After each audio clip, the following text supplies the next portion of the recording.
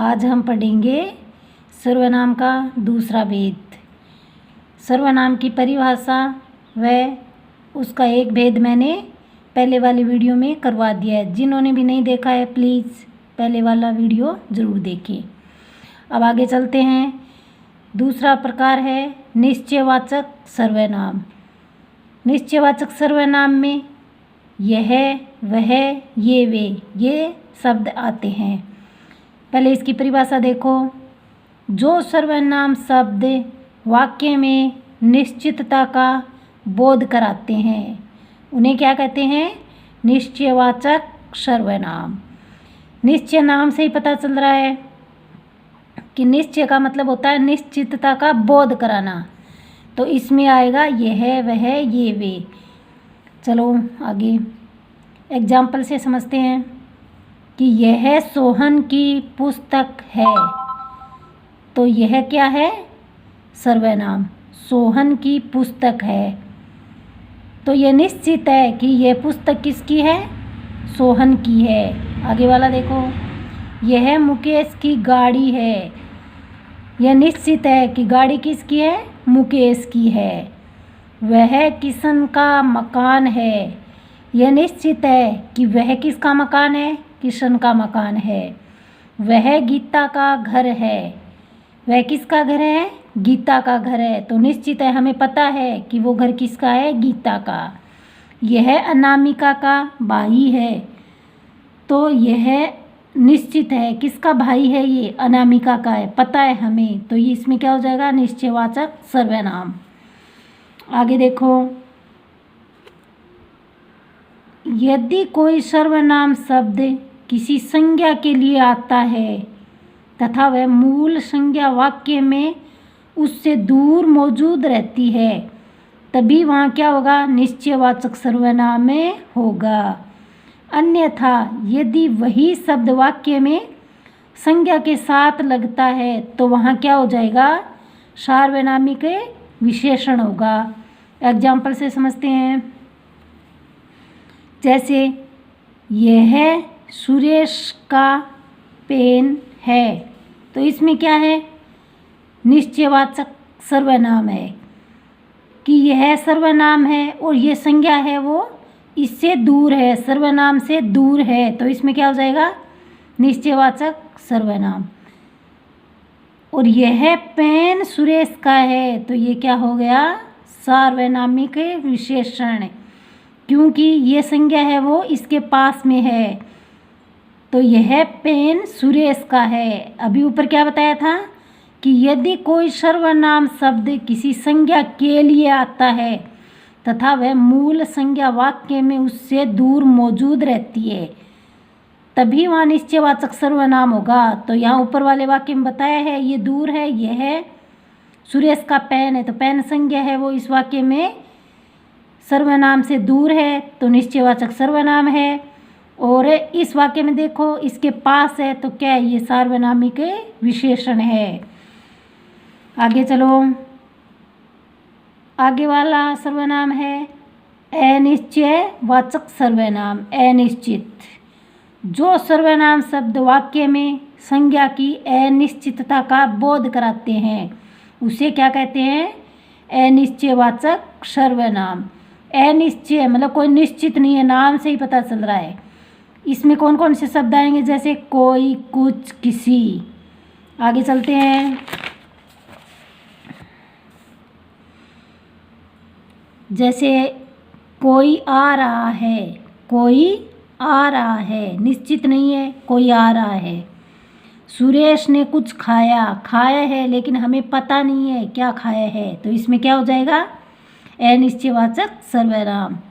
किसी ने कहा था। पता नहीं किसने कहा लेकिन किसी ने कहा था। तो इसमें क्या आ जाएगा? अनिश्चयवाचक सर्वनाम।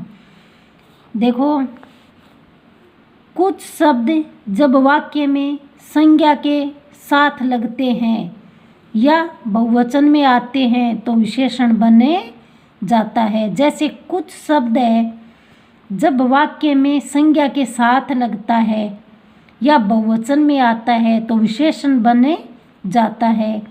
तथा यदि वह शब्द कुछ वाक्य में संज्ञा की जगह आए तथा एक वचन में आए तो अनिश्चित वाचक सर्वनाम माना जाता है। तो देखो, जैसे कुछ बच्चे चले गए, तो इसमें क्या हो जाएगा, कुछ बच्चे चले गए तो विशेषण हो जाएगा, क्योंकि ये कुछ है वो बहुवचन में आ रहा है। बच्चे बच्चे बहुत सारे हैं, तो कुछ है वो बहुवचन में आ गया, तो क्या बन जाएगा, विशेषण। ऊपर परिभाषा में यही बात बताई है। कुछ तो आए, अनिश्चित अनिश्चित नहीं है, लेकिन कुछ तो आए तो विशेषण हो जाएगा। राधिका ने कुछ खरीदा, इसमें अनिश्चयवाचक सर्वनाम हो जाएगा कि राधिका ने कुछ खरीदा। आगे वाला देखते हैं, संबंधवाचक सर्वनाम। संबंध नाम से ही पता चल रहा है, संबंध बताना।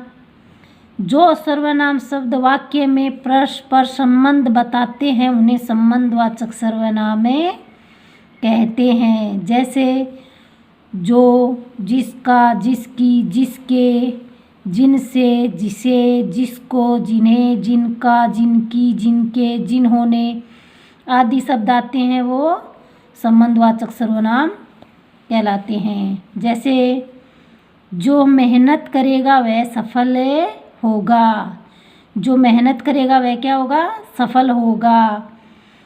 जो विद्वान होते हैं वे आदर पाते हैं, जो वे संबंध बता रहे हैं।